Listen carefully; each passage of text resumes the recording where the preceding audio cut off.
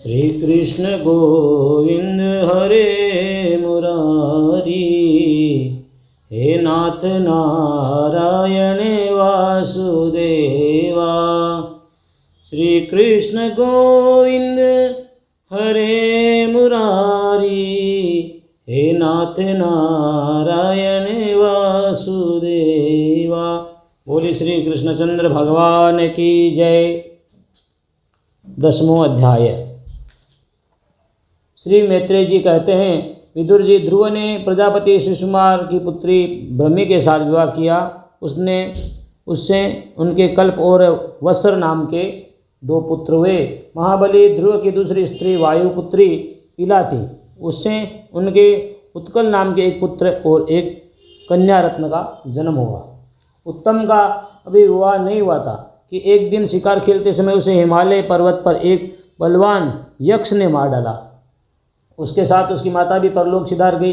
ध्रुव ने अपनी भाई के मारे जाने का समाचार सुना तो वे क्रोध, शोक और उद्वेग से भरकर एक विजयप्रद रथ पर सवार हो यक्षों के देश में जा पहुँचे। उन्होंने उत्तर दिशा में जाकर हिमालय की घाटी में यक्षों से भरी हुई अलकापुरी देखी। उसमें अनेकों भूत, प्रेत, पिशाच आदि रुद्रानुचर रहते थे। विदुर जी वहाँ पहुँचकर महाबाहु ध्रुव ने अपना शंख बजाया तथा संपूर्ण आकाश और दिशाओं को गुंजा दिया। उस शंख ध्वनि से यक्ष पत्नियां बहुत ही डर गई। उनकी आंखें भय से कातर हो उठी। वीरवर विदुर जी, महाबलवान यक्ष वीरों को यह शंखनाद सहन न हुआ, इसलिए वे तरह तरह के अस्त्र शस्त्र लेकर नगर के बाहर निकल आए और ध्रुव पर टूट पड़े। महारथी ध्रुव प्रचंड धनुर्धर थे। उन्होंने एक ही साथ उनमें से प्रत्येक को 3-3 बाण मारे।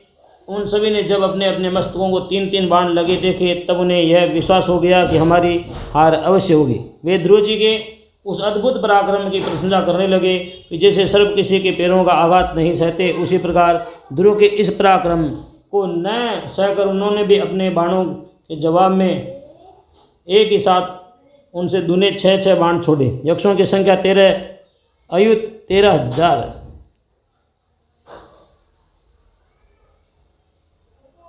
1,30,000 थी। उन्होंने ध्रुव जी का बदला लेने के लिए अत्यंत कुपित होकर रथ और सारथी के सहित उन पर परिघ, खड्ग, प्रास, त्रिशूल, फरसा, शक्ति, रिष्टि, भुसुंडी तथा चित्र विचित्र पंखदार बाणों की वर्षा की। इस भीषण शस्त्र वर्षा से ध्रुव जी बिल्कुल ढक गए। तब लोगों को उनका दिखता वैसे ही बंद हो गया जैसे भारी वर्षा से पर्वत का। उस समय जो सिद्धगण आकाश में स्थित होकर यह दृश्य देख रहे थे वे सब हाय हाय करके कहने लगे, आज यक्ष सेना रूप समुद्र में डूबकर यह मानव सूर्य अस्त हो गया।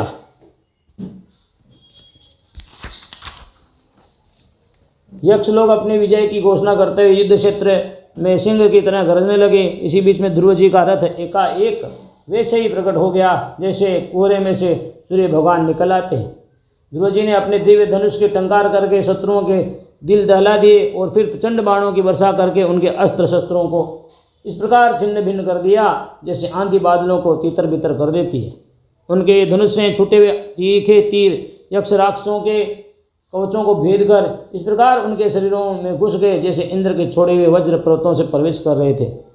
विदुर जी, महाराज ध्रुव के बाणों से कटे हुए यक्षों की सुंदर कुंडल मंडित मस्तकों से, सुनहरी ताल वृक्ष के समान जांघों से, वलय विभूषित बाहुओं से, हार, भुजबंद मुकुट और बहुमूल्य पगड़ियों से पटी हुई वह वीरों के मन को लुभाने वाली समरभूमि बड़ी शोभा पा रही थी। जो यक्ष किसी प्रकार जीवित बचे वे क्षत्रिय प्रवर ध्रुव जी के बाणों से प्राय अंग छिन्न छिन्न हो जाने के कारण युद्ध क्रीड़ा में सिंह से परास्त हुए गजराज के समस्त मैदान छोड़कर भाग गए। नरश्रेष्ठ, ध्रुव जी ने देखा कि इस विस्तृत रणभूमि में अब एक ही शत्रु अस्त्र शस्त्र लिए उनके सामने नहीं है, तो उनकी इच्छा अलकापुरी देखने की हुई, किंतु ये पुरी के भीतर नहीं गए। ये मायावी क्या करना चाहते हैं इस बात का मनुष्य को पता नहीं लग सकता। सारथी से इस प्रकार अगर वे उस विचित्र रथ में बैठ गए तथा शत्रु के नवीन आक्रमण की आशंका से सावधान हो गए। इतने में ही उन्हें समुद्र की गर्जना के समान आंधी का भीषण शब्द सुनाई दिया तथा दिशाओं में उठती हुई धूल भी दिखाई दी। एक क्षण में ही सारा आकाश मेघ माला से घिर गया। सब ओर से भयंकर गड़गड़ाहट के साथ बिजली चमकने लगी।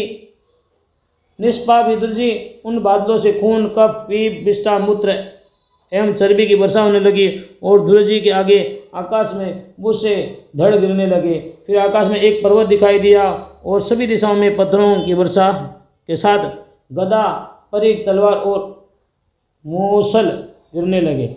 उन्होंने देखा कि बहुत से सर्प वज्र की तरह फुफकार मारते रोषपूर्ण नेत्रों से आग की चिंगारियां उगलते जा रहे हैं। झुंड के झुंड मतवाले हाथी, सिंह और बाघ भी दौड़े चले आ रहे हैं।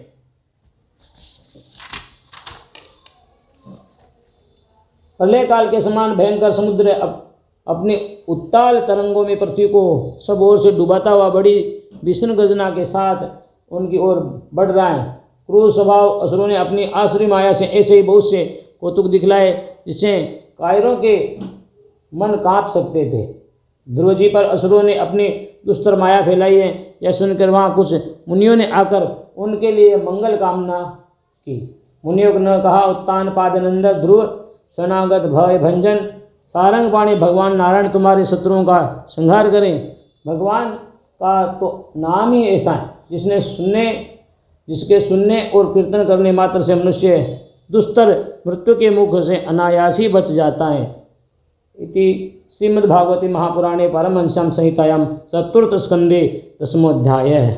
बोले श्री कृष्णचंद्र भगवान की जय। श्री कृष्ण गोविंद हरे मुरारी, हे नाथ नारायण वासुदेवा।